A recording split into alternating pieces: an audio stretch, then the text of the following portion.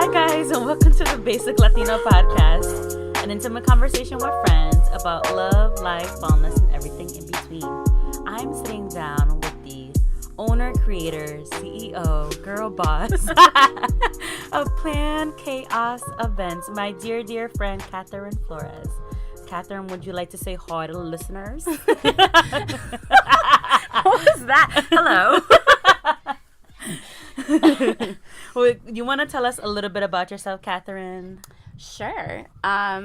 So I'm 28 years old, and I launched my own event planning company a year and 3 months ago. Yay! I am originally, so I was born in New York, but lived there till I was 3, and people are like, that doesn't make you a New Yorker, but it totally New does. York has my heart forever. Yeah. I always went back. My family's still there. Grew up in Rock Hill, Connecticut. Went pre-K to senior year, graduated. Went to college in New York. I went to LAM College, which doesn't mean anything. People always ask what LAM stands for. I know what it is. No, but people ask what LIM means because it's like an acronym. And it used to mean something, but they rebranded in the middle of me being in college, so it no longer doesn't mean anything. Oh my God, it's so just weird. LIM. It used to be Laboratory Institute of Merchandising because it's a business fashion school, but they rebranded because Laboratory Institute of Merchandising, like, it doesn't make sense. Yeah, laboratory. That's like weird. There was no labs. We weren't an institute. Like, it didn't make sense. That's really weird. So it's just LAM College in Manhattan. So like New York City was my campus. I studied business management and minored in event planning, which is why I chose that school, because that's not a minor anywhere. Yeah. I applied to like 9 schools all in New York, or just not in Connecticut. Nothing offered event planning. All my internships, side jobs, everything was in events and PR. And now I'm back in Connecticut. And you are of Colombian descent. I'm Colombian, Dominican. Here we go. I forgot Polish, that you were like Lithuanian, and Jewish Russian. But I grew up thinking I was Colombian, Dominican, and Polish because that's what my dear grandma, rest in peace, told us. Okay. We had a celebration for her 10 years, when she passed 10 years ago. It's been like 12 now, but while we were there, a lot of family came together. It was really nice. We did like a white balloon release that lit up at night in her honor for 10 years because she was young. She died at 58, but we were talking about, what we were, because my dad's side's so mixed, being Polish and Dominican. Apparently, we're not just Polish. Nobody knows why we were told that.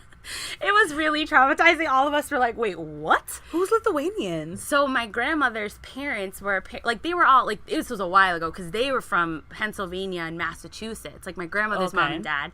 Random. But their parents came from Europe. Okay. And somehow over the years it got, I don't know what happened, but my grandma's other siblings, my great aunt and uncle, said that we are actually Lithuanian, Polish, and Jewish Russian. So somehow that's a lot. I don't know. That is a mouthful. I have no idea what happened. So it's really weird. I don't know what I am. So what do you click when it says like race and ethnicity? Well, I mean, you put Hispanic, Latina. I put Latina. I mean, I identify as a Latina. Okay. Like, and I mean, no disrespect to my white family, love them dearly, but my family is so mixed that I mean, and when you look on the paper too, when it goes to race, we're not a race, we're a culture, so we're not even on the paper, girl. And you know that race is broken down like black, white, and then Asian, Pacific Islander, something like that. I put decline because it's weird to I don't feel comfortable putting white.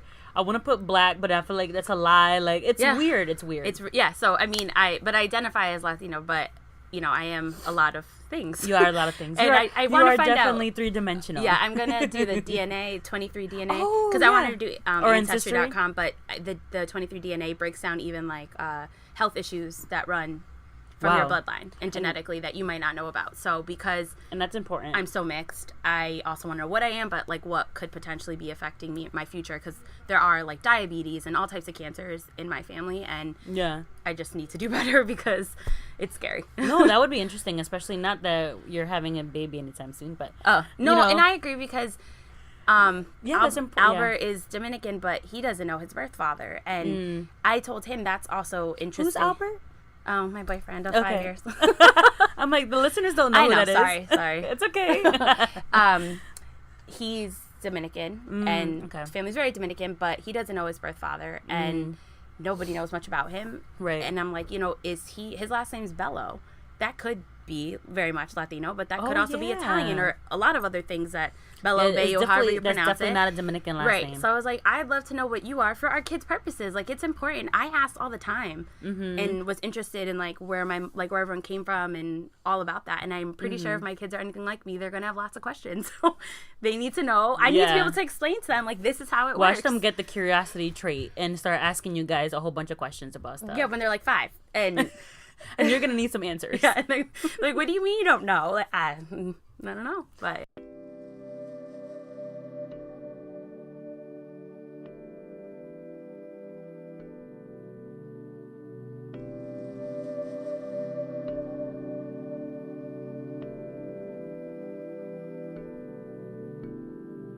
Why did you decide to be an event planner? Because I know a lot of friends who, my mom is good at like doing centerpieces, and I know people who do cakes and people who are kind of in that event planning world, but they can't make it. And so I'm interested, to see how you're unique. But then you went to school obviously for event planning. When did you know that you wanted to do parties? Cliche. I always knew. Like as yeah. weird, like it no, sounds. No, it's not cliche. Well, people.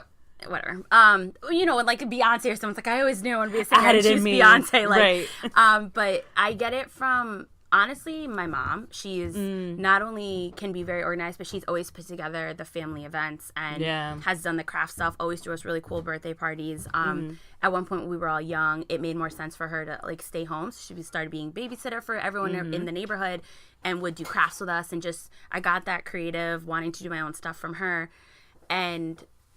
The earliest memory I have is honestly, I think 7th grade. My friends and I, there was a group of like 10 of us, middle school crew. We wanted to have a probably, I'm assuming I brought it up, but we wanted to have a Halloween party. We rented a clubhouse where my grandma used to live. It was a costume party, made invitations, invited the whole grade, had music, food, drinks, not drinks, 7th grade. Our parents obviously funded it because we were 12, 13, and we had a huge Halloween party, and it was so like cute. I was behind it. We all spread. So you kind of planned it. Yeah, like I came up with like how we should decorate and what we should do, and my friends, we all set it up and they helped me, but it was definitely me. You had an eye from the beginning. Yeah, like I knew that was just what I wanted, and being the oldest in my family on both sides, from like first cousins, there's like 15 of us or something total. I'm the oldest. There's been quinceañeras and all these events and even weddings in between, and I've always been the person to like help or like, how can I help? Let me do it. So I just think I always knew it. So it's kind of like a love, and you were good at it, and you liked it, and it was fun, but it was also like you had an eye. Yeah, and it didn't feel like work. Like I got excited. I know events. I'm not gonna say they're not stressful and crazy, and you get anxiety, but like I name my company Planned Chaos Events because it's chaotic, but it's fun to me, and it's planned and it's organized, and I just had fun doing it. Of course you get stressed, but I didn't feel like it was a big deal. Like I was like, oh, I'll do it. And I just feel like out of my friends, since we were young, I'd be the one to be like, all right, so what are we doing tonight? Where are we going? Like even now I'm like, girl, you are good at that. I send like doodle docs and I'm like, fill out a date. And it's just, I've always been that person to kind of bring the group together. Like, all right, guys, it's been a long time. Let's pull it in. Where do we want to go? What do we want to do? I'll research. When did you decide that you wanted to do Planned Chaos? Because you had worked at NYU, you worked for a couple of other people, like doing events.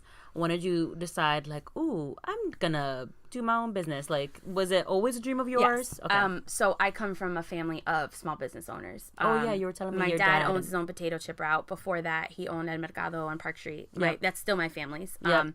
So I've been around, like my dad and my grandpa and uncles always did like supermarkets in New York, and then when they moved here in Hartford and in the surrounding areas, owned bodegas. Like, so they've always been self-starters, had their own business, and I just saw that it's something I wanted. I could be in charge, my own boss. Nobody's telling me what to do. Bring my vision to life, especially working in events, and you have all these people, chain of commands. You can't just freaking pick a napkin color because 30 people need to tell you or approve it, and it's just too much. Whereas if I work with a client, this is what you want, great, we're doing it. Like, no, there's nothing else. I just need to make sure you're okay with it. But I don't have to get approval from 30 people to tell me something silly. So I knew it was something I always wanted, but it was scary because although my family has small business experience and they all own businesses, they didn't start something from scratch. Nor is anyone an event planner.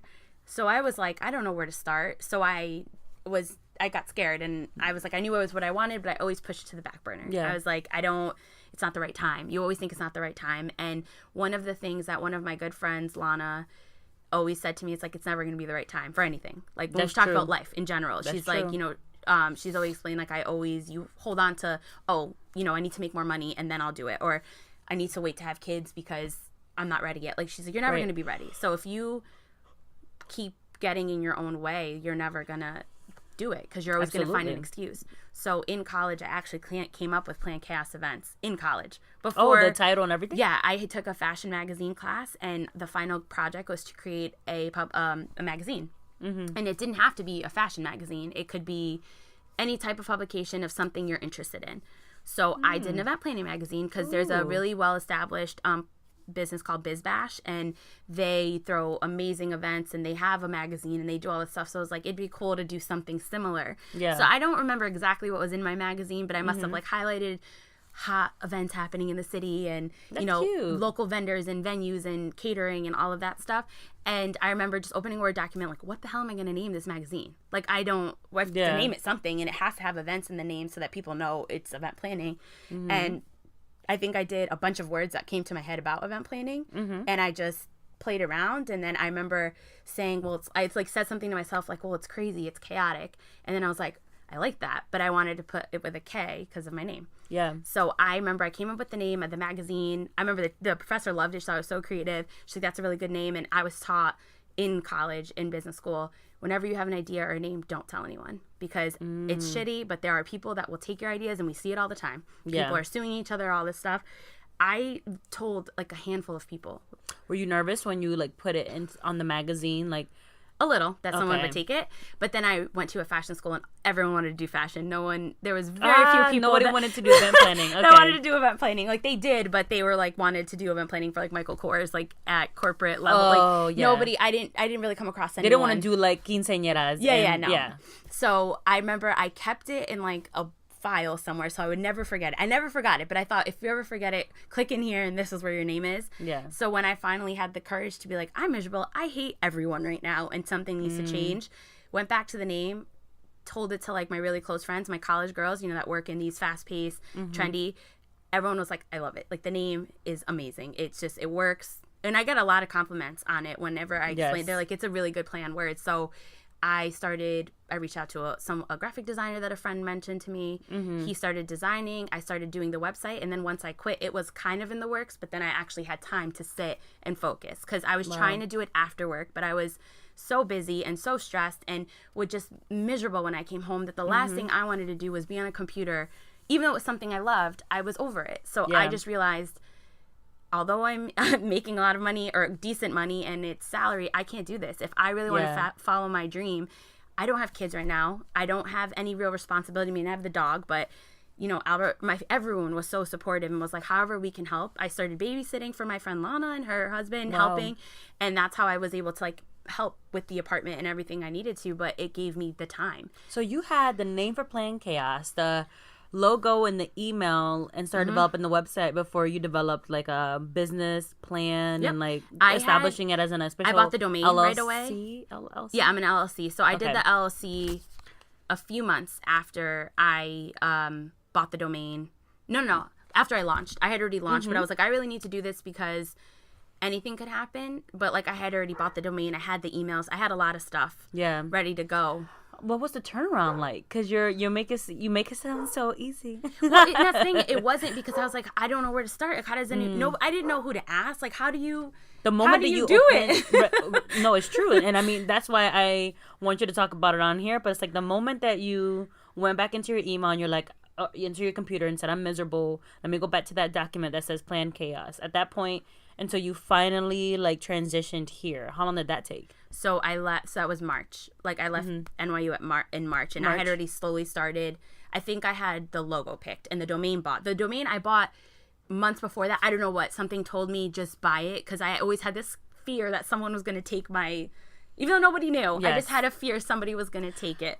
No, that's real because this podcast has an Instagram, an email, and for right now, no one on iTunes has stole it.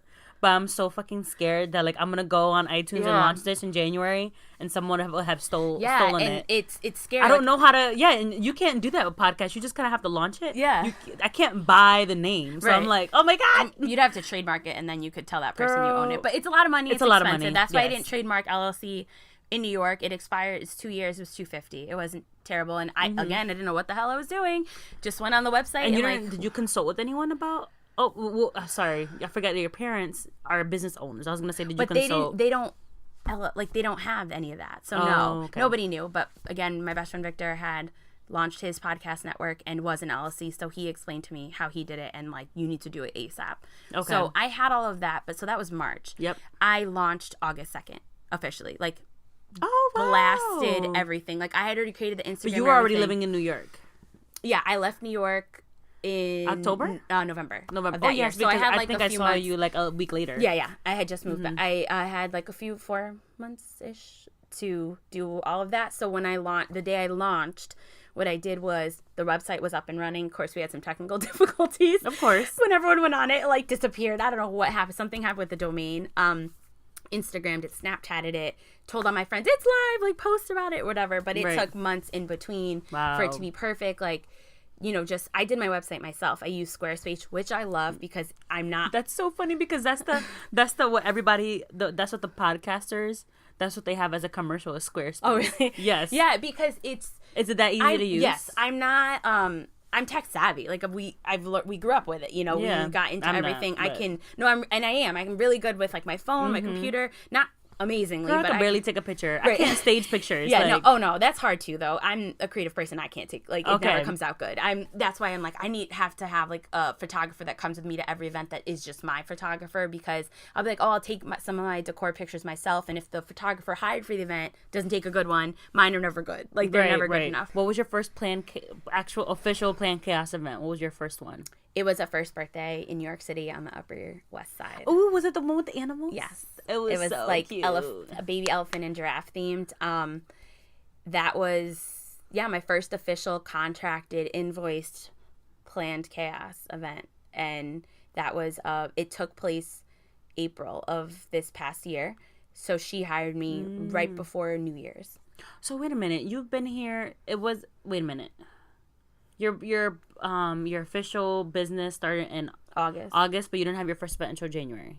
Well, I got hired in December, but it didn't take place until April. So that's what's hard with event planning. Such a lag. It happens in months later. Mm-hmm. So that's again where it comes back to being consistent and like financially, because I get a deposit when you sign a contract, but I don't really see the rest of my fee until 2 weeks before the event. Right, but that like that's a part of the contract? Yeah. Okay. So when you sign, I mean, I've been thinking like if I should tweak it where there's like maybe deposit, midway point I get a piece of my payment and then the remaining. Yeah, girl. But I mean, just what I've seen before, it's just that's usually how it works. Like any service thing, same thing when you order flowers or a cake, you leave a deposit and it's right before. And then you pay right before. But I will never do, I've read enough and know enough, you never do like post-event because some people, you would be surprised, again, service industries, there's always a deposit and you pay before. But some people are like, well, I don't want to pay until I see how it comes out. But no, because you could easily not pay me and that's a whole nother. But there is a lag because you get hired at some point, you work on it, but you don't do it for months later. So it's not. So my goal is to have a few events a month, which of course that's Nico is going crazy. Yeah, no, sorry. It's okay. Mr. Meeks is crazy, but it's probably a squirrel. But I want to have a few events a month, which I will need help at that point because keeping on top, I'm very organized, but it gets overwhelming. Sometimes I just sit and go through my calendar and my planner and make sure I'm up to date because it just starts overlapping. But that's the only way I'm going to be consistently having income from planned Khaos events. How are you getting? I'm signing, working, do the event, get final payment, again, sign another contract. It has to be so consistent to really see... And we could talk about how this year has gone, but how are you getting your recommendation, or how are people finding out about you? So, funny enough, my first event was a random person. I don't know her. Really? Got very lucky. She said she saw me on a mom blog, so I'm gonna go again, shout that out to Lana, because I don't think any of my other friends were posting on mom blogs, but a lot of my friends were really good about posting about me, or like any outlet they had. So my friends always, like my mom friends and my mom group, they're always looking, again, in New York, because I do tri-state. I'm not just Connecticut or New York. It's tri-state area. Honestly, anywhere that, even if I had to Virginia. even if I had to take a plane and you're willing to, compensate me to do that. What if I have a destination wedding? Right, which no I problem. know weddings are not your fave. Oh, no, but I mean, I say that, but it's just, it's not that they're not my fave, it's just a lot. They're really intense. No, I'm sure. So I like to have weddings with other stuff. I don't want to be just a wedding planner, because I've seen wedding planners, you get burnt out very easily because it's a lot of emotions, it's a lot of pressure. People don't realize the pressure you put in an event planner. But it must be so fun to do other stuff when you get to the point where you're doing graduation parties and retirement parties and just like stuff that's like really cool. Like I think when you and I were just, we were first talking about this, you were like, yeah, I did. You did a podcast party for Victor? Well, I mean, he did I imagine it? But no, he did a launch, but I was like just saying that's how you could do it. Oh, but, yeah. I mean, Victor, he got engaged, and you did the his engagement proposal with him. That was so cool. So it's like those things are just as fun and they're just as exciting, and they might be wedding related. It's just not quite the wedding yet. Yeah. But I am getting into the more of the flow of exactly what needs to be done for a wedding. Right. That I knew what to do before, but when you do it constantly, it becomes second nature. But I just like things to be different. Again, it's not like working in a corporate office. I don't want it to be the same thing every day. Yeah. Although every wedding is completely different. Every person, every decor, color is different. It's fun to do like a first birthday, a 50th birthday. I did this, so I will say my first year, I did 7 paid events, which honestly, this might not sound a lot birthday, to people, but like 7 events in your first year of launching, starting from scratch, is pretty damn amazing to me. No, like, that is. I could have had one and I would have been grateful just to be like, at least somebody saw me. Right. But when that's amazing. So like the first one again was, she saw me on a mom blog and took a chance and hired me, and I was in her, she could afford me basically, especially in New York. And I was like, I'm up and coming, so I'll figure out a way to help you. The rest were kind of like a friend of a friend, or word of mouth, or friends, like someone hiring me, like Jaquel and Victor hired me for their special moments in their family. But it's hard, like we were talking about before, just being on social media and trying to get a following and people to know who you are. I don't know how want to pay. Yes. I not to cut you off, but I did an interview with Lavina Leslie, who's the owner of Lavina Leslie Hair Salon in New Haven. And it's a completely just curly hair salon. She's a Diva Curl specialist. I started following it after you posted. Oh, good. So Lavina is amazing. Her salon is beautiful. And we were just talking about, where's she from? She's from down south. Or she lived there? Either way. Oh, she's from Charlotte, North Carolina. She's either from there or used to live there. Correct. I'm sorry, Lavina, if I messed it up. But she was telling me how in Connecticut people don't dress themselves and they don't care about how they look. So, and I was just like, oh, that's so true, because in college in Connecticut, it's like a running joke that people just wear like pajamas and you roll out of bed looking crazy. And she was I never understood that because I went to school in a city. Could you imagine? Yes. And so in the city, think about New York and then think about down south where there's so much school pride and it's like HBCUs and there's football games and there's tailgating and there's like a culture. And so we were talking about hair. It's the same thing. She's a small business owner. And she was like, people don't, there's times where she'll have a lag, like how you'll have a lag and you're like, oh, you start doubting yourself. It's very hard. And she was talking about how, she'll have a lag but she's like, girl, Connecticut people don't do their hair. When I was birthed in Charlotte, I was so busy, but people just don't do their hair here. And I think it's the same thing where like people like in Connecticut, we're so stuck in our ways and that, we rather do it ourselves. I know friends who do event, and I'm using air quotes, do events, as in... Sorry, now I have everyone paranoid when I say it. I'm like, not everyone's an event planner. Right. God damn it. And I feel bad because I have friends who are talented in that they're really good at something specific. Like, they're really, really good at the candy thingies. Right. Or they're really good... And that's fine, because I can, like, hire you to do the candy buffet because you have all the supplies I don't have, and it'll be cheaper to bring it in and rent through you rather me go buy it or charge somebody... It's like, that's fine. Right. But you have to learn how to market that. Like, I'm a candy and that's the problem. Decor. Like, I do that. Right. I'm not an event coordinator. I do candy tables. Fine. And that's the problem is that, there's a difference between you're someone like you who decided, like, I'm going to quit. You have to make a sacrifice for your business. You're like, I'm going to quit my job. I'm going to move my boyfriend, my dog, everything to Connecticut and do something that is uncomfortable, get out of my comfort space. That's, I think, is a difference between people that I know who are really good at something that's around event planning, but they don't have the time to go on social media. They have kids. They don't like, they're not out there hustling because they don't have the like drive. Yeah. Or it's not, true. and I don't want to say that in a bad way, or they don't have the ability to do what you did, you know, because you were able to put a pause at your current lifestyle and start something new. Yeah, no, I agree, and I have a lot of friends here too that have so much potential in different things, and it's just they don't do it, and I don't know why, and I try to like talk to them, and trust me, I understand, because so many people, which I've appreciated over the last year, and even when I decided to quit my job, my college friends that are all super successful women, and them encouraging me, being like, I admire you, or you're so brave, and I wish I could do that. And I'm like, thank you, but you can. Right. It wasn't like, I don't know, I'm not this super, I mean, yes, I am a superwoman, but like, I'm not. Like, I just knew that, again, I wanted to be happy, and I wasn't, and it was affecting every aspect of my life, where I hated my job. Because I have cousins and friends that have, like, you know, Wall Street jobs or really good paying jobs, and they say how much they hate their job, and they're there all the time. You spend the most time at work and with coworkers. Yes. Think about it. If you think about how much you see anybody else, it is work. So if you are that unhappy, change it.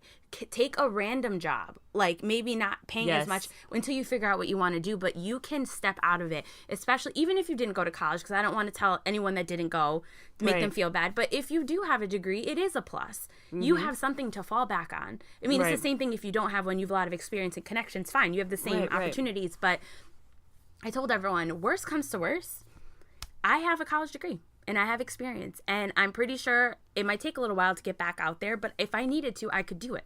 Right. I could just apply, and I was like, maybe someone might be like, why were you not working for so long, or what happened? But I had a friend tell me, I doubt anyone would give you shit for following a dream or trying something. No one is going to interview and be like, wow, like you tried to start your own company and it didn't work. Like, I'm not hiring you. Like, I never saw that. It's true. I don't think anyone would look at me like that. If anything, they'd be like, I wish I could have done that. Or like... And I think that you are special in that not only are you trying to, you know, you made a sacrifice to create your own business, but you're talking about it. And every time that we talk about as a group, like just, you know, as friends, when we're talking about doing something, you have this very like matter of fact, like, okay, we'll do it. Like, what's the problem? And I think that you need to have that personality. Like, you have to, what do they say? You have to get uncomfortable before you get comfortable.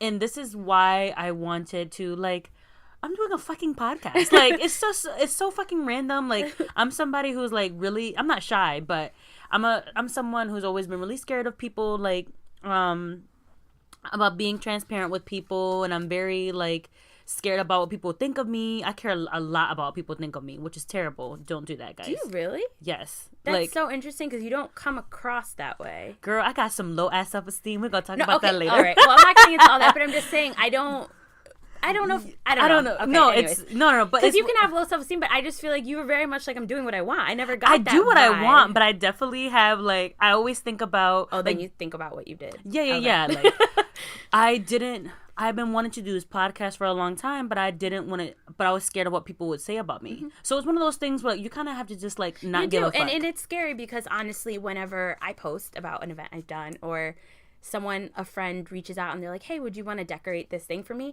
I get nervous, and I'm like, I don't, like, do I say yes? Like, I don't want you to judge me. What if I don't do it? Up to your, like, you get in your own head. And yes. I can be an overthinker, and I get into my own head a lot, but I've learned that I need to just stop, because I've been told I'm good at what I do. I know it's what I like. Yes. I am good at it, and there's a reason I do it. So ooh, and let's talk about that for a second, because I know a lot of people who are good at at their craft, but you just said something about, like, you know, you're good at your craft. So do you feel like it's well, you know that you're good at your stuff because, you know, you have a business and you were successful this past year, but do you feel like it makes a difference if you have people around you that are supportive? Yes. Okay. Because I think if I didn't have a whole team behind me telling me like it's okay, like you're gonna do great, you're great, yeah, it would be a lot harder because I'd be way more in my head and I'd be like, am I good enough, because nobody tells me we all need reassurance. Girl, like it's not just as little kids, or like we all need adults, to be told we're cared about, or like what you do is good, or you make me feel good, or what you did was great, or you're really good at this, like even if it's the smallest dumbest thing, but like you tell me I'm good at it, it makes me feel good, and it makes me like, it's reassurance that I'm doing the right thing and I should be. And if I didn't have people like my friends writing under my pictures on Instagram, they don't have to, on my Plan Chaos account, they don't have to like put a heart or like whatever they put, or they're like, oh, that's a great idea, I love this. Right. That's awesome, because at least I know like you're liking my work and I'm doing a good job. So it would be a lot harder if people didn't encourage or support me. And I love that. And I know a lot of friends, I know a lot of people in my life that want to do stuff around event planning. They're having that issue where they don't have people around them that are supportive. They'll do a bomb-ass baby shower for someone. They got paid $100, even though they worked their ass off for a month every single night to do fucking centerpieces, you know, and then they're deflated, right? Yeah. And so I hope that people who are listening to this kind of take a page from your book, and that it's important to have people around you. And I'm not saying replace people, but it's one of those things where like you have to. It's kind of like with this podcast that, and I keep repeating this every time I have an episode, because the universe keeps talking to me, and that the point of this is not for me to air out all my grievances or to like start talking about how depressed I am. It's about elevating people's voices and like letting people know you have to kind of be there for your friends and being supportive. So, you know, I'm sitting here interviewing Kathryn because she's a small business and I've only known her for like a year, you know, and I want to make sure that she feels supported. So if you have a friend that, you know, you may not be able to afford Kathryn, or you might not think, ask Kathryn to reach out to her. If you have someone that is a DJ and you know that he's starting out, hire him. And it's like, that's one thing I wanted to make sure for this podcast is that whoever worked with me, I told them, like, invoice me, like, let me, like, please let me pay you. And up until this point, I haven't had to pay anything, because by the grace of God, my friends are like, no, I'm Naris, we just want to help you out and stuff. And that's wonderful. But you can't expect knowing that, like, you know, a year later love your you've friends, been in this and business and that people are using this term loosely. And it just says Hartford, Connecticut. Why don't you better buy a t-shirt to go to sleep? Like Connecticut is you have to, because you know, you left Connecticut to go to New York to go to school, because it made sense, right? If you want to do event planning, let me go to New York. No discounts for friends and family. No, obviously you came to Connecticut because it was the right choice financially for you and Albert to move with your parents, and for you to quit your job and start your business. That means you being able to live a different lifestyle. Gallery. He hired my cousin to do portraits of them. It was really, how is it? Really I feel like amazing catering, competitive in liquor, Connecticut because of the things that I see on Instagram. And he came to me where like, everyone is a photographer, everyone does cakes, everyone does cupcakes. Of course, not look at it as like a business. People can take stuff on Pinterest, like, this is so exciting. I love both of you, and yes, I'm going to help you. What was your perspective? And then after he was like, you need to invoice me. I kept brushing I off. I was like, this was. I was there. I remember you told me that. Not a big. I was there for the surprise. It wasn't like you just hired me and whatever. But and he never said there are event planners. I'm hiring you. Just kind of help me. And he might have joked like, I'm hiring you. I ignored it, brushed it off. Whatever. But it's fine. Which I know sometimes you have to be like, all right, it was a lot of time, but. Honestly, we had a pretty good plan. It didn't take too much time or extra effort, but either way, love them both. Wanted to help. Connecticut, I feel after it was all said and done, might have the money. In New York, people don't necessarily have the money. They don't have the time. Over the moon about it. It was like it takes so much time to commute and do this and that, and you're part of all these things. You like they'd rather spend whatever money they have. Was like, this is what you do. You're great at it. This is your time. This is your business. People in Connecticut have, I feel like, a little more time. And made me invoice them, and you know I did, and of course I gave them a discount. I'm not going to invoice them when I was normally for that, but it was so nice. I'd be at work 8 a.m. Like not only did you have a great, like I helped make the day amazing, but you recognize that in general, my friends work and my talent to come to make it come to life, and you want to have more time. They have more free time. I mean, yes, it was just like that's what you need to do. And even I have a friend that throws parties. Connecticut is not a hustling. No, and I thought it would be easier to get events. Oh, SantaCon. Yeah, they do. People call my name banger. It's like I never been, but it's like a crazy turn up pregame to SantaCon at 9 a.m. Oh my God. I'm like, what am I doing? And their DJs, they have like their whole network. They'd rather just be like, you know what, I'll do it myself. And he reached out like, hey, I was just gonna say, I think it's the cost. Yeah, and it's funny because you said so many people. I don't know how much you charge because I've never hired you, but you said to yourself that you don't want to charge a whole bunch. And of course, again, I was like, I'm not going to give you what I would normally start I people want to at appeal because to us, like the regular exposure, people networking, people I know, they can see my craft firsthand. Maybe they're into it, but and they I don't gave know them where a to price start figure, or what let me to talk to do. the boys. And I was like, and again, if this is a little too high, we can work it out because this is a great opportunity for me. Wanting to do and it. I appreciate that he came at me like, what's your rate? But it might have been a little easier at certain times. Because again, it depends on what it is. An outside when, like for your birthday, when she tells like, we're going to do a little surprise and stuff, I was like, can I decorate? Like, I didn't look at it. Like, I just went in for fun. Like, I was like, okay too. I feel like these funky straws are Kathryne's.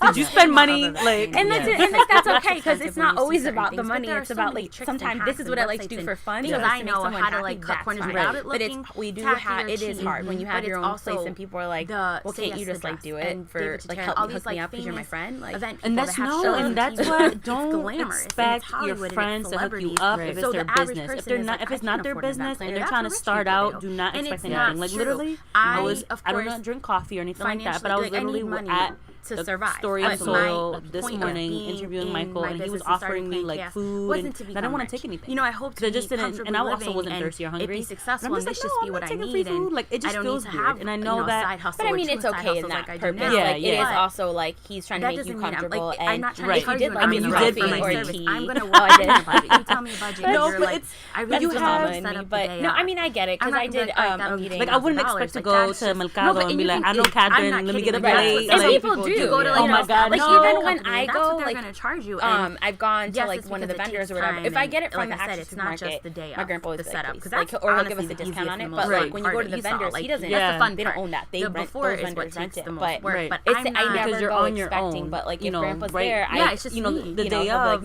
you know we're helping you and stuff. But I don't go there. It's my grandfather. It's just you and your know I brain. could be like, hey, grandpa, it's good about things off of people. And that's why I can't wait to like have an intern. And anyone's listening, like I want someone to help me because sometimes you get stuck and you're like, I can't do this anymore. And you were raised right, Kathryn, because there's a lot of people out here. There's a lot of small event. Now I'm doing this podcast. There's a lot of small businesses. As long as they I'm getting a sense that a lot of people are expecting handouts, and a lot of people want a discount. Like, hey girl, because I did. I had tons of and it's okay to get a discount or a worker position if the person all through college. But don't expect it. Right. Do not expect it. But if I come to you and I'm like, you tell me you have this like launch party or whatever, we're gonna work a way for it to benefit both of us, whether it's monetary or not. That's different if I'm like, no, I want to help you, help me. We got this. It is a whole nother That's a different story than you come and be like, things you see. So I wanted to do this, but I don't have the money. Like, can you just do it in New York than in Connecticut in terms of just like thing I'm saying, but I came to you as the business owner saying, yeah, DJs everything, and all. I have friends that they do podcasts. They are DJs. And honestly, like they're doing all this stuff. Since I've met you and other people who have small businesses, I'm always like, my mindset has changed because I was definitely one of those people. And I'm not maybe 5 years ago who was like, ooh, she works here, let me get a discount. Money she works at this store. That's how it usually starts. If my friend works at Forever 21, let me get a discount. Oh, you work at the sneaker store, let me go when you work so I can get a discount. And their budget is insane. Oh, let me get free food from the pizza place. So it low key starts that way, and then you have a friend that does everything I bring, and you're like, let me have a walk. Like, you know, when it came to my dad's walk. To be low key, but it could still be fun. Like a brunch. For my birthday, I hosted a brunch I was here, very and I went all out. And ooh, yeah, it was so cute. I like you start having this mindset when you have to use small businesses that is like, stuff. Like this is how they pay their bills. Yeah, it's not going to cost as much as the other day, 150 person wedding. You know what I mean? Right. Who does like shirts and buttons and all this other stuff. I was like, ooh, so like, I love buttons, as you know, because on my jean jacket, I'm like, I want to get like buttons for the podcast. Yeah, I'm really into month of coordination. Yeah, so I'm just like, I met a guy who does that, and his stuff is amazing. He just puts it on, and it's so easy. You give him the logo, he puts it on the button. No, a lot of people do it. Like a lot of my friends. She's in the wedding, and it's a friend of hers, and it's cool because you put it on your jacket, put it on your hat. Like she told me what she thought. Easy way to market whatever. Girl, when I quoted her, also this party's already playing, guys. Come in, we're doing it. We're getting button stickers, shirts, all of it. No, but it's random. I'm so glad that you shared all this because it's so. My quote was I see it all the time. I have so many friends. The other two, and at first I was like, whoa, am I doing something wrong? But then when you looked at what she needed. It's so important for them to know that, you know, you have to put in work, right? A month this has not been easy for you. Yeah, you had 7 successful events. What needs to be set but your plan was maybe not in the first year. Flowers being, you know, going forward, you probably want to have an event a month, right? Of course, she was like, yeah, and I mean, and of course, there's like you. I'm bringing people with me, so she's going to a little extra fee for like assisting because we are traveling and we're staying, which is fine. But it's a connection for me. It's hard right now. People. Like I have events coming up, not just all the money. Although we are almost how many? And when she told me wedding, so again, or she didn't tell me, but I found out what the other people were charging me. I want more. It's like because I need more, and you want to use my event taking advantage of people, and that's the problem. Yeah, you need to like think it's a combination of people who in Connecticut who want to get started think that they need to be competitive by charging a whole bunch, right? Because they're going like you don't want to be corporate, right? But you were I'm like coffee shop that I just came from told me you don't open your own business hoping to make money. Did I make a mistake? Should I have 100%? What? So you just said that, and I'm just like, there's no way. And he's like, of course, but he's like, of course you want to pay your bills and you have to live. But he was like, I didn't create this to make money. You do it because you want it for your purpose. Or you do it. My biggest motto is do what you love. A brand I created. Yeah. And I have said this, like to take, I have a logo. Like and I know, and I love telling people I have your business cards all over West Hartford. Yeah, I literally the same thing. It just feels so cute, fun and amazing to like more money by now. But I have my moments, and it's hard, and you have to just snap out of it and just know that. And that's not what I wanted. They make it look easy, and I might be making it sound easy than it is, but it is hard. And you get in your own head, and you question everything, and you love, and why did I do this? This isn't feel good, and I want it. But again, first 5 years believe success in money. And I definitely because you want to get into what happens when you lack motivation and when you doubt yourself. But what? Because I know this, but what do you do when you're not doing? How do you gain money other than and that is why a lot of businesses don't other than the event planning? So thanks to you. I don't know, but so I don't need to do it like that. But it's like people are probably thinking like, I didn't have a ton of savings. When she's not like, because it sounds like how do you survive? You just stay home and wait. Again, I had the same perspective of looking at people that started small businesses, especially like around our age. I had to figure it out, but I didn't have a huge surviving. So I babysit on the side, move home right after, or wanted to move home after college and save up and have a corporate job and live at home, no bills. I didn't have that. So starting playing Khaos events wasn't like... It isn't enough. And I don't want to leave her thousands of dollars in the bank to be like investing. She's awesome. I don't just help with the kids. I'm doing random things. And you do the neighbors' houses. Yeah, and she helps. Like she pays the money of time, whether it's like to go to the post office and I comfortably, but that you realize. So I don't because I don't think like that. I'm not like, oh, I was there for this amount of time, pay me. I'm like, oh, just reimburse me for. And she's definitely a blessing. And I know that because I work with her, but it's just like she is just like she's a special human being. She is, and I really appreciate her and that she respects all aspects of what I do. And is flexible with me when I'm like, hey, I have this amazing expo. I always give enough notice, but can't babysit this day or whatever. The time I spent to provide this dream. If I run errands for her, some people be like, they didn't think was possible. It doesn't bother me. Like, fine. You're like an au pair. Like that's what au pairs do, right? I don't care. I don't look at it as like I spent time doing it. I'm like, oh, just reimburse me, or she gives me her card, but she'll be like, no, how long were you there? Okay, that much. Well, I'm paying you for this much, and I appreciate that because it's just showing you my time is precious, just like yours is. So I babysit on the side, but I'm actually my friend Katie that does my hair, she is transitioning to a new salon, starting her own new fresh salon. Oh, nice. I'm meeting with her the week after Thanksgiving and possibly going to help her with some stuff that like the more like organizational part of it. So not necessarily like event, but somewhere where she was just like agreed. She's like, it's your time is precious. I want to help you be successful. I love that. And she's successful, but she like is trying to brand out and do all these different things, and I want to be able to help her, and she's gonna help me, and we might be like doing some stuff together, and I'll be paid for my time, which is awesome because I'm helping her and I'm using skills I already have. I have a lot of office background and I don't mind doing it. I like staying organized. I like calendar alerts. I like to-do lists. It's fine. And I can help her stay organized. And the fact that she came to me like, I know you're good at this and I trust you and I've known you for years. Can we work? Can we have a meeting and figure out a way for you to help me stay organized? Because she's a creative. She can draw. She's amazing. She makes like healing crystal necklaces. Like she does it all. I love that. But she's more of the creative. She's like, I can't. Like, yeah, spreadsheets and timelines. I can't do it.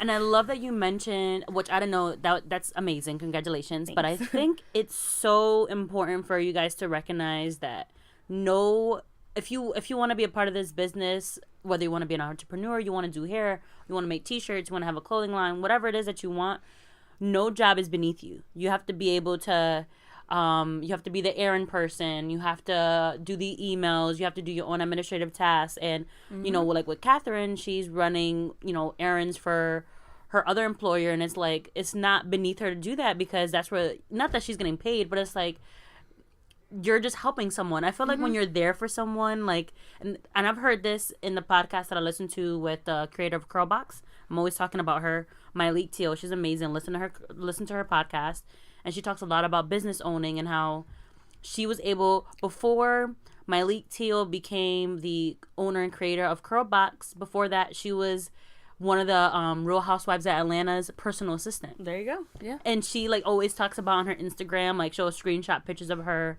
I forgot the name of the lady. She's like this crazy ass white lady, and she was her assistant.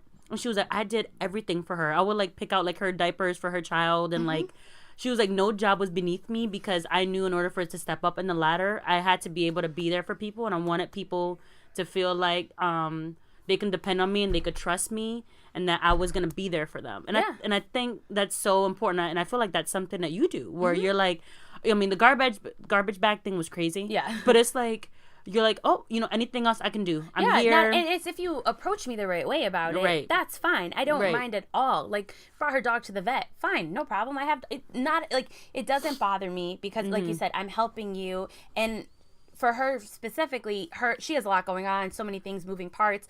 It makes me feel good that I'm helping make it a little easier. Like, I literally tidy up the house, not because she asked me. She's never asked me.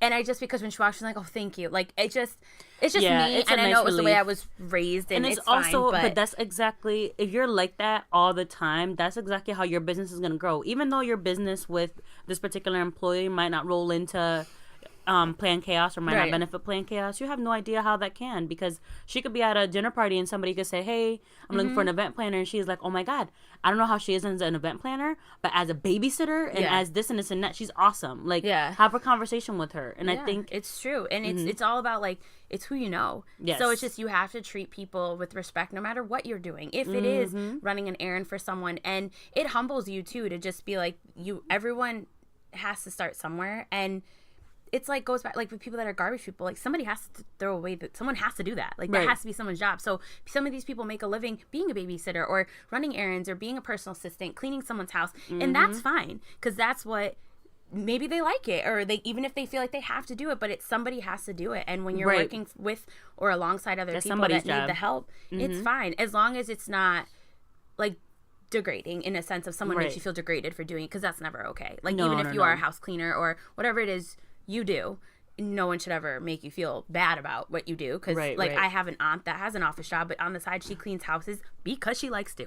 Like, not because of, and she's good at it, she's really OCD, but she likes to clean. Like, she'll come to your house and clean it for fun just because she's like crazy like that. I love that. And you know, that's just her, and that's okay. Like, there's no reason that's not okay. And so it's the same thing. Like, if my friend that already has kind of an established brand but like wants to make it bigger but knows she needs help organizing and is coming to me like, can you just help me? And it's so, like, the universe, I'm very big on the universe. Things happen like when they should. And I've been literally, honestly, this past week have been looking up jobs, I'm not gonna lie, of part-time office reception, something for a little more steady income, because I don't want to leave my babysitting job. I do love kids anyway, and it's a nice break. And even sometimes when I work late, I get to bring my laptop and do work from there, or she lets me use her computer, not a problem. But financially, for me to save up and do things, you know, I want an office one day. There's things I want to do. I want to get t-shirts made, and that's a few $100s, and, you know, just like free promotion t-shirts, but also that I'll wear as the event planner the day of, before I change into the nice outfit for the event. But I don't want to leave what I have with her, because it's really flexible. It's awesome. But I do need something with a little extra more a week for just also me, like, to be able to like shop or do whatever it is I need to do. I get my nails done constantly, and that's fine. That's part of my self-care. Like, we're going to talk about self-care. Get my nails done. But, you know, that opportunity is awesome, because, again, it will tie in, but I'm also helping her. She's helping me. And I don't need to get the office job, because I'm like looking. I looked at my resume, started going to apply, and I'm like, I don't want to interview. And you know what? The universe heard you, girl, because I was like, I don't want to work for someone that I have to be like, hey, I need this day off because I have an expo or I have an event in another city, and they're like, what? Or you can't do that, or I need you here. I was like, I can't go back to that. And it's like the universe knew, like, all right, somehow. And I told her yesterday, I was like, you don't understand. Like, I literally was on Indeed looking at jobs, and she goes, oh, hell no. You left that world. You know what it's about. Don't you dare. So it's just like my appointment, I was supposed to have this appointment last week. the 4th, November 4th. I was supposed to have it. She got sick. She couldn't do it. We rescheduled. And it just worked out that the day I went in, that I was looking at jobs, she was like, hey, I have an opportunity I want to talk to you about. Look at that. Because I would have gone to her 3 weeks ago, and that conversation wouldn't happen because she wasn't there yet. Like, girl, we could talk about this all night because I'm just like, I have so many, like, just, you're just validating me. But I definitely want to go back to the question I asked you earlier about, like, but what about those times when you're having imposter syndrome, or you're lacking motivation, or you're doubting yourself? How do you get through those moments? I talk about it. That's good. Like, I got to better at that. And I'm not saying I always talk about how I feel, but it's one thing that I'm like semi-confrontational, and like whether it's about something or because I don't have a problem talking to you about something, but sometimes depending on what I don't know, I get weird. I don't mind defending myself. I don't take shit, but like at the same time, sometimes I'll be like, just stay quiet. I've learned to realize when that's appropriate. But sometimes like I was telling you before we started, I write things out better. So like if I've had a really bad falling out with something or something I can't get across, I'll like write it out in a letter or an email just so you can really understand what I'm trying to say. So as I've gotten older, just honestly, like, not to sound like corny, but like Albert's helped me a lot. I've been together 5 years, and like you need to tell me what's wrong. If I'm like, hey, I need a minute, I don't want to talk about it right now, we'll still always go back to try to fix it. Even if a day or so goes by, we'll make sure we have a conversation on like why do you feel that way, or what happened. So when I'm having those doubts, I talk to my sister, my cousin, you guys, my mom, him, just anyone that'll listen. When I'm like, I don't know, did I make a mistake? I always call my friend Lana, and she'll be like, all right, snap out of it. But did I meet Lana at New Year's? No, she hasn't. She might come in January. She has 3 kids, so it's hard, but they might come. So maybe you guys can meet her. She's awesome. But they like just trying to like vocalize how I'm feeling so that someone can help me see the bigger picture. Like, I get that you feel that way, but remember, you've done this, or you've already accomplished this. Don't let that back you down. So I mean, that I do that. I try to like do something about it. So if I feel like, oh my God, I'm not getting anywhere, I haven't heard from anyone, why? I'll like start looking up new places to post Playing Chaos. It don't cost money right now because free advertising is all I can really handle. Or I'll boost a post of something I've posted in the past that got really good likes, or I'm doing a toy drive right now, and I'll just be like, or you know what, post about that today. See if you can get hashtag some stuff, get some new followers. Just different ways that social media is what you need to be doing. So I'll go on and just get Playing Chaos out there to help motivate myself. Like, all right, you just something has to change. It doesn't happen by sitting on your ass and just having a logo. Like, you have to put the work in. So when I start doubting myself, I try to make myself feel better. Like, all right, well, you have these many followers. See if you can get more. Like, I'll go on like a liking rampage or following people. And really, just I don't know how people get all these fucking followers. Girl, but I was looking at your friend's page that is like, well, she's like a blogger and she emails people and shit. But like, I'm like, oh my gosh, she has like 1,000-something followers. I want all those followers. Yeah, and I'm like, a friend of mine, the same thing. She's like a blog, Stephanie, and she has thousands. I'm like, God, like, what do I do? And it's so funny. I swear to you guys that know me, like, before I decided to do this pod, I've been much more visible on social media now that I have this podcast. Like, the fact that my Instagram is public gives me fucking anxiety because there's all these people that I don't know who follow me, but I also think like I'm not putting anything on it. Yeah, that's how I feel like. On Instagram. Why are you private? Like, that's, right. That's Taylor's, like, I think her bio and her Instagram, like, why is your page private? Like, that's. Oh, I love that! And it's true because, like, unless you're doing some weird, shady-ass shit. That's true. You better flaunt your life and the life you live, because Instagram is all about, like, this. I mean, not fake life, because my Instagram is what I'm doing. It's nothing like. I'm not posing pictures in private jets. Like, that's not what I'm doing. But I'm like, I have nothing to hide, and I'm proud of my life and what I have and who's in it. Yes, girl. No, I love that perspective because people are like, well, I want my page private because I don't want to see. I don't want nobody seeing what I'm doing. You're not a select. What? Like, no matter what you're doing, no one probably cares. Like, right. Not to be rude, but like realistically, and also Instagram has changed the algorithm where like you don't even see it at the right time. So like, I noticed people that people don't even see your page. Like, honestly, like there's posts I'd be like, hey, that should have got more likes. Not personally, but Playing Chaos. But it's because it's all about how much traffic comes to your page is when it gets posted, and which is a complete bullshit, and I don't think it's fair. I still hate the algorithm. Whether it's my personal algorithm page, is weird because I'll have in the morning, I'll have all these people who follow the podcast page and my personal page. Yeah, and then I'm just like, I didn't post anything last night.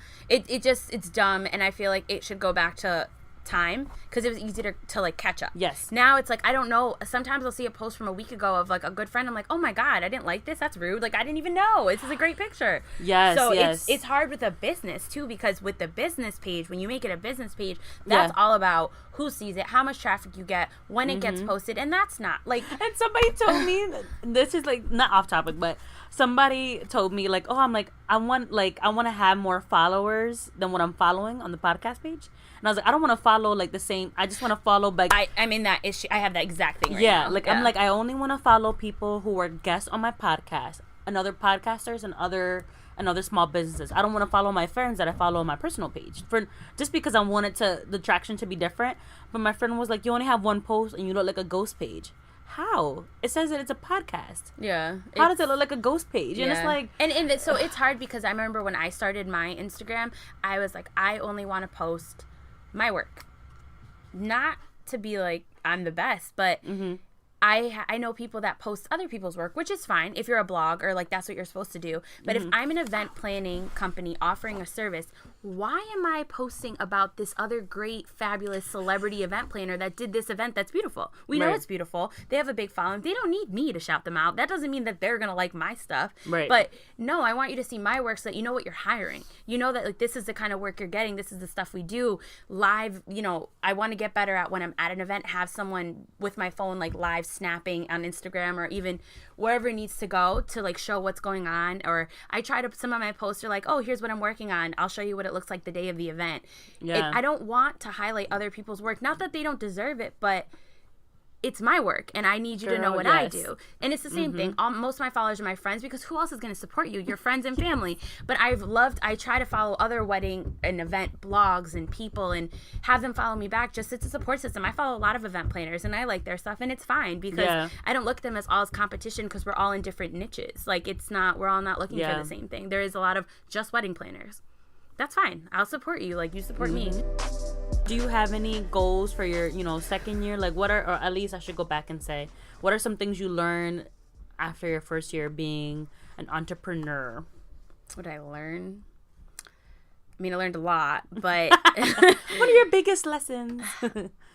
Like, you're like, I can't do that again. Or that was really helpful. Honestly, like I can't say it's anything like big sticks out that like was like life changing or like that was really, but it is to be more mindful of my time and how much I put into things and how I should be compensated for things that actually are using again my time and my skills, but just to be patient and know that it is going to fall into place as long as I continue to put the work behind it, not just expecting my friends and family to promote Plan Chaos and me get a bunch of events. I'm trying to be more mindful and patient that it's going to take time to build the company I want.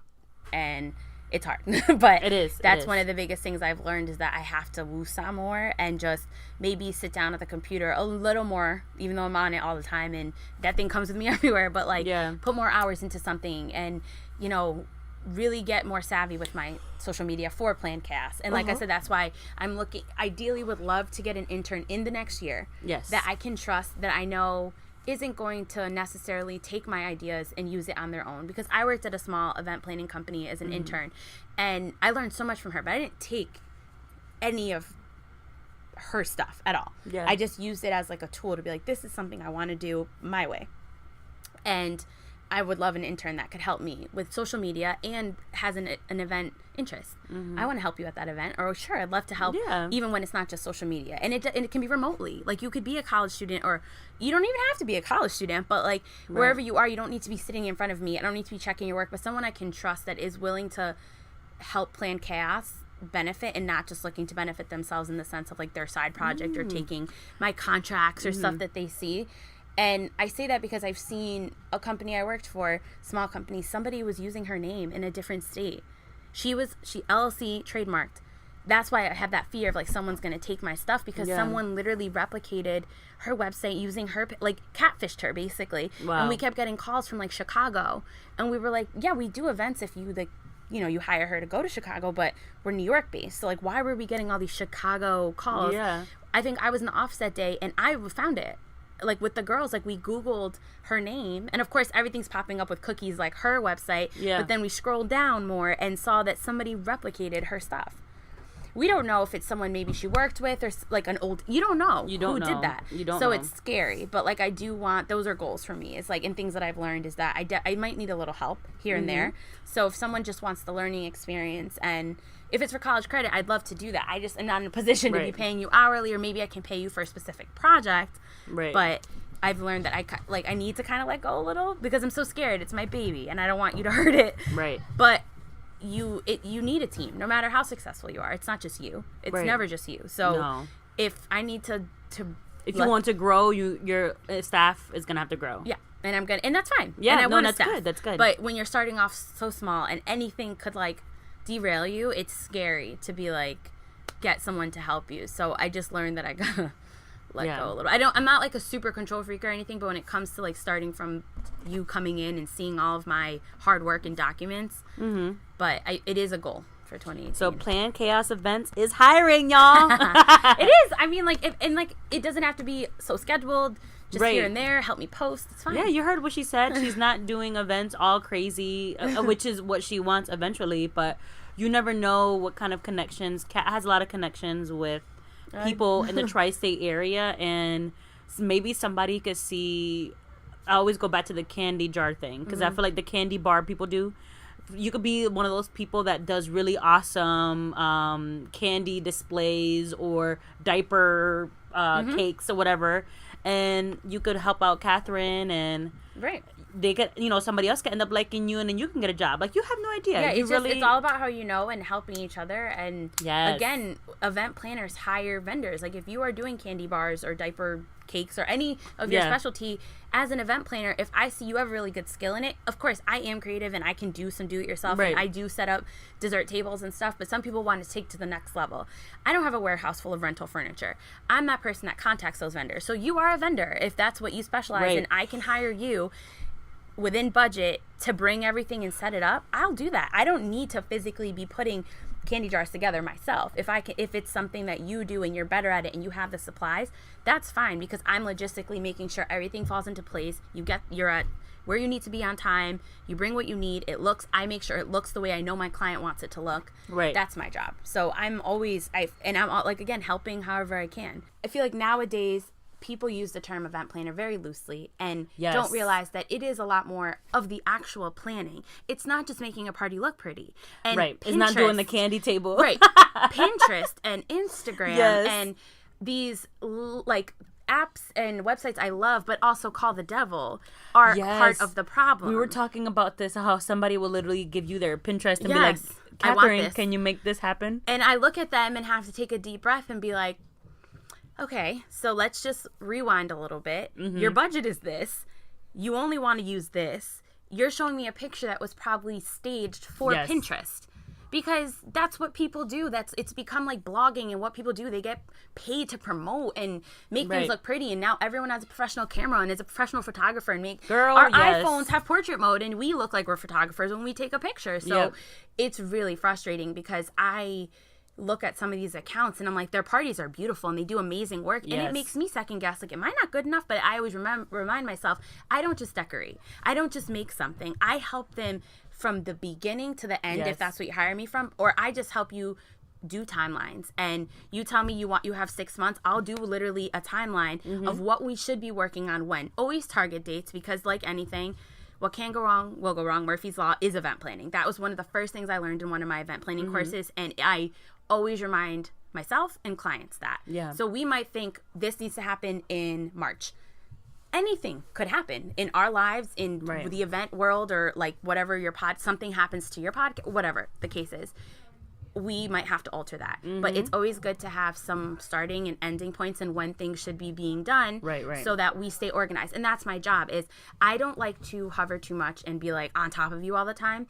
And I've learned with like some of the weddings I'm doing, if I don't constantly email them, they feel as though there's something we should be doing. And then I question myself, oh no, do they think I'm not doing work? But there are stagnant points in events. Especially, I literally pride myself. I'm really good with time management, and I'm always one step ahead. For the most part, I try to be one step ahead of my clients. And you know a lot, because I'll text you about you know, when it came to this podcast, I'm like, I want to do a podcast. Who do I reach? And I have an intern. What do I pay her?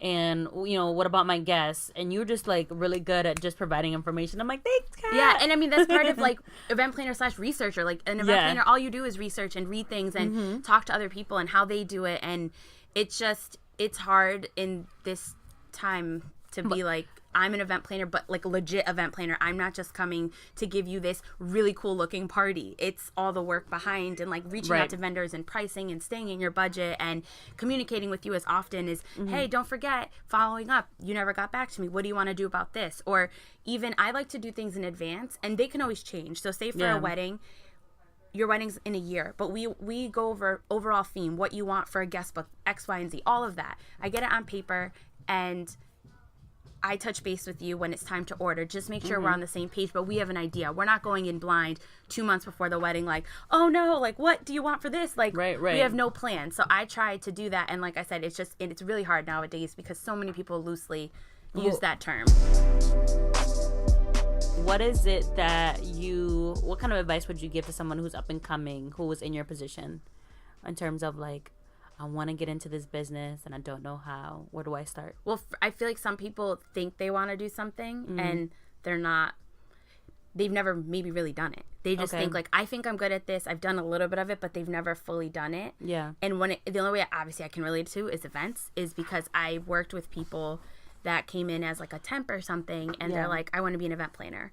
And they never really did an event. They never really did anything. And then when it came to like an event we were hosting or helping out with certain things, it was not what they were good at. And it just wasn't their strong suit. Like they weren't good at keeping files a certain way or keeping people on time or contacting vendors and being professional and that stuff. So it's kind of like trying out first whether you're good at it. Yeah. So if there's a way, if it's something unless again, like I happen to have worked, I chose to, that was my path all along, but not everyone has that. Yeah. But if you think it's something you want to do and you've never really had exposure, see if there's a way you can volunteer at something that hosts that. Like whether it's an event or I don't know, like if you can intern or can I shadow you or can I sit and talk to you? Like see if there's someone you can pick their brain. And that's a thing. You can literally call someone up or email. If you have time, I'd love to like get coffee and just kind of talk about what you do. And like I want to do that. I just don't know how to start. Yes, networking. And absolutely. And most people that are confident in their work aren't going to say no because they're not looking at you as like competition. They're kind of like, oh, I want to be able to give you advice because I wish I had someone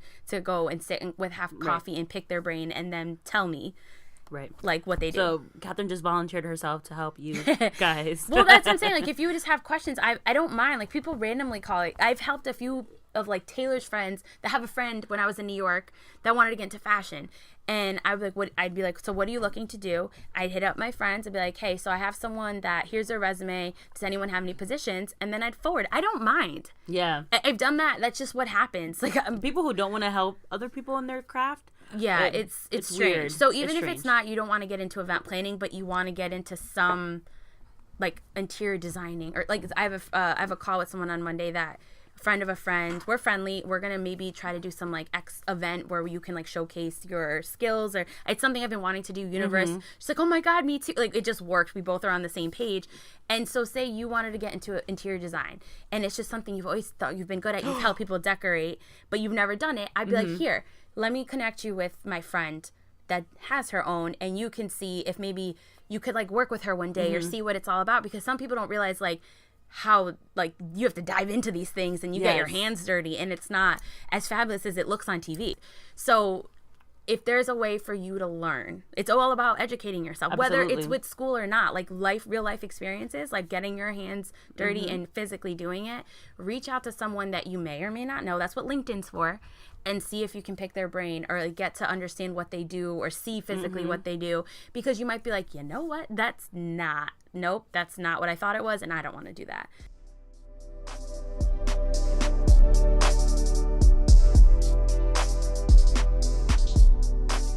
We have been almost talking for 2 hours. Oh, really? Oh, you have to edit that shit. No, it's okay. No, this is amazing. Girl, I do not edit that hard.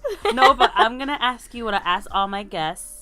I call them rapid fire. Oh, they're slow as fuck. They're not. They're I not. Talk fast. I'm like, I don't know. We'll start with what do you do for self-care? Because you mentioned it sort of a little bit already. So, well, got my nails done. They look very pretty today. Thank you. Red, changed it up. Got my nails done regularly. I mean, I question like, should I be spending that every 2 weeks? Girl, but it's just self-care. It makes me feel good, and I love that. I have tons of nail polish, and when I don't have my nails done, like with the gel over it, I'm like constantly painting them. It's just too stressful, and then I get upset that it doesn't look good. So it makes me feel good. Looks good all the time. Looking at my nails, like, oh, girl. I take really good care of my hair, my curls. You do. They're fabulous. Thank you. I got into it like 5 years ago. Did the big chop.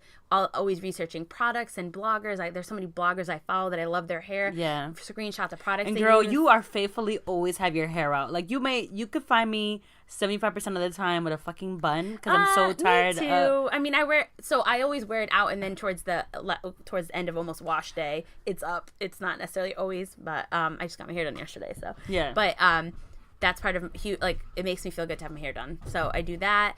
Physical appearance does do something for your like mental health for some odd reason. But. Yeah, and I mean I work out. I haven't been as consistent as I should be. I'm really trying because we're doing this challenge and we're going to Vegas. Oh yes, a skinny mini challenge. But it's like I'm not like I'll never be a gym rat. I was a swimmer and I did all these activities as a kid and even as a teenager that I didn't have to go to the gym. So it's really hard because I don't find it fun. Yeah, and it's not. Body changes so much, but you gotta just try to go as much. Or if I can't get to the gym I go to, which I love, like the boots, like it's like a boot camp style gym. I love that. What are you listening to right now? R&B is my thing. So I know you've listened to my Feels playlist.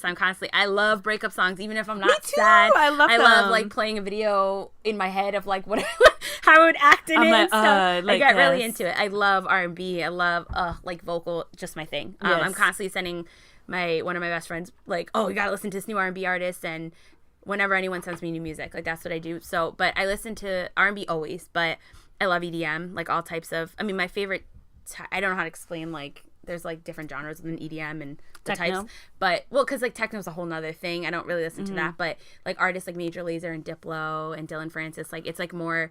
That's trappy, who you're listening like, to right now? Yeah, I mean always though. Like I'm. Oh, okay. I don't. Back in the day, I used to like I think we all did was easier. We would just like search music and constantly look for new music. I don't necessarily do that anymore because I feel like in New York, yes, because I was traveling on like I didn't need to physically pay attention, so I'm driving a lot more. So XM radio, I listen to my Apple Music, I have Tidal, but there you go. What are you reading right now? And if you're not reading anything, what was the last book that you picked up? So I'm not reading anything right now. The last book, I've been trying to get back on that because I used to read a lot more than I do. But oh my God, what was it?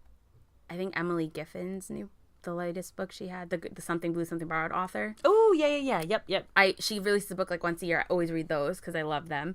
I can't remember the name of that one, but I want to get Gabrielle Union's new book. We're gonna need more wine or whatever. Oh my God, we should do a book club with that book. I feel like you guys read books really quickly. I don't know if I'll be I don't have time. Book club stat. Okay, well, anyway, we'll talk about that. We'll talk about that offline. But I've heard you're the third person that's on this podcast that has told me that they either read it or want to read it. So the universe is talking to me. We're doing a book club after this.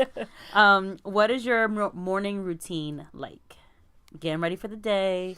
What is it I go to the gym in the morning when I get there. But because the way my gym is set up, it's certain times. Okay. So I try to go to the 6 a.m. or 7 a.m. class because I know myself in the afternoon. If I'm not babysitting late, I'm most likely not going to go because at that point now, fall, it's dark. Who the hell wants to go? It's just me if I'm not done in the morning. So this week I hurt my hand. I was been actually like injured, so I haven't been going because it's been too painful to like use and modify, and I was wearing a brace. But that is what I do in the morning, and then always wash my face, obviously brush my teeth, but try to do something better. Moisturizer. I don't know. I'm trying to get more into skincare because I feel like I just saw a dermatologist and she's awesome, which I can tell you. Yeah, I just feel like I know I have stuff. Oh, okay, you got stuff. I got stuff, but I feel like I need to get better educated in like the chemicals that are actually in the stuff I use and how I use it.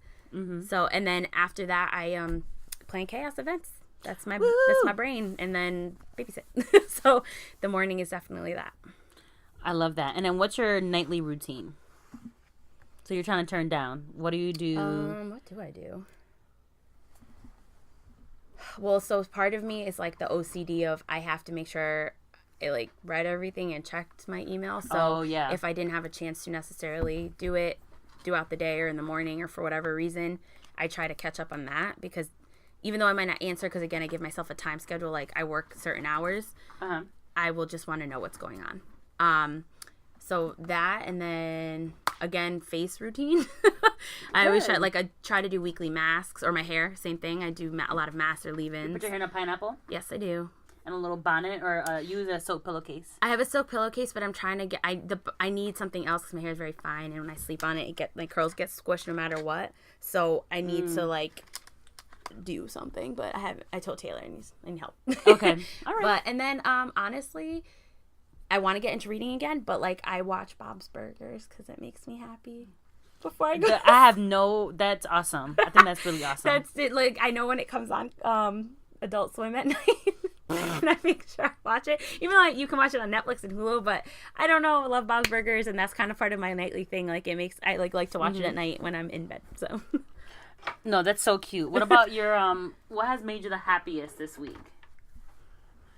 What even happened this week? I don't even know. Damn it. I can't think of this week, but I mean, there was a situation with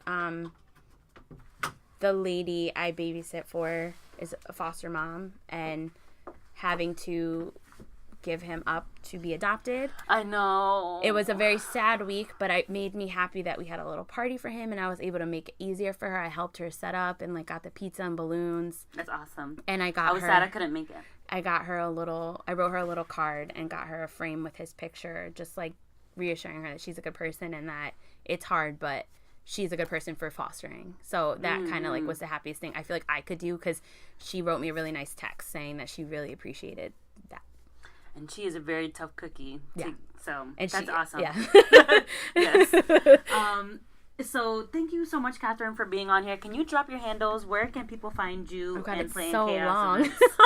No, it's okay, girl. I know. Okay, so my computer's all got juice now. So go ahead. So the company is Planned Chaos Events, but chaos with a K. So KHAOS for chaos. Planned and events is normally spelled. But on Instagram, Facebook, it's at Planned Chaos Events. Simple. Twitter, for whatever reason, they wouldn't let me add events. So it's just Planned Chaos. Chaos with a K. My website, same thing, www.plannedchaosevents.com. I think that's all I have right now. I want to get a Pinterest, but we're not there yet. That's part of my intern duties. Okay. Because if you post your pictures, you can have people repin, and it would be my event stuff. That's awesome. Then leads you to my website. No, I love that. And I think we talked about so much. We could talk forever because both Kathryn and I are chatterboxes. Yep. No, this is great, and I really appreciate everything that you've guided me in kind of trying to create this podcast, and your encouragements in doing a party. I promise I'll do one at some point. Well, thank you for having me on and being able to talk. Yeah. Rant about my events. No, I think a lot of people, I really do know a lot of people in Hartford, especially, that do a lot of event planning type stuff, and I feel like they're a little lost. So I hope that they listen to this podcast and contact Kathryn. If you need any advice, if you would like to shadow her. I'm like literally talking for you right now. No, it's true. I mean, you've helped me at events. Like, it's a lot of fun. It's really someone's fun. like, hey, I want to help, I want to see what it's about, as long as you're willing to help me when I need the help. Right. I will, totally. Like, if I had people reach out, like, my cousin's going to college, wants to do event planning, can she contact you? Yes. Like, don't be shy. So many people say they're going to contact you and don't. I'm a normal person. Like, I'm not going to bite. Like, if you want to email me, I will respond. I'm not rude. Like, I hate people see your emails. There's no way it all goes to spam. Like, if you send me an email, I will respond. And my personal, like, to get to me through Planned Chaos, it's K Flores, Flores, at plannedchaosevents.com. Okay. But if you go to any of my social media, you can email the info, and I check that. It goes to my phone. Regularly based, I check that email as well. But whatever it is, just a question about anything in general. Like you said, I do know a lot of people and have a lot of connections, and I love connecting people. And I've been at events hosted by Kathryn, for Kathryn. I've helped her out, and it's a lot of fun. I can't wait. Vegas is going to be insane. I got to get skinny for it, and that gives me anxiety, but that's a whole different episode. So thank you guys so much for tuning in to this episode. If you like this episode, you can rate, review, and subscribe. We are on iTunes and SoundCloud at Basic Latina Podcast. If you rate and review us, we get more visibility. And as we've been talking about, visibility is everything and it's essential. Also, the Basic Latina Podcast inbox is open. So please email me your comments, questions, and suggestions at basiclatinapodcast@gmail.com. At gmail.com. I don't know if I said that correctly, but whatever. So if you email me any questions that you want me to answer on the show with a guest, I intend to do that at some point throughout the season. I want to thank the Pod Squad for making Basic Latina Podcast sound so good. The editorial oversight is by Gabbie Barnes, and music is by Michael Guns. I'll talk to you guys soon. Stay well and take care.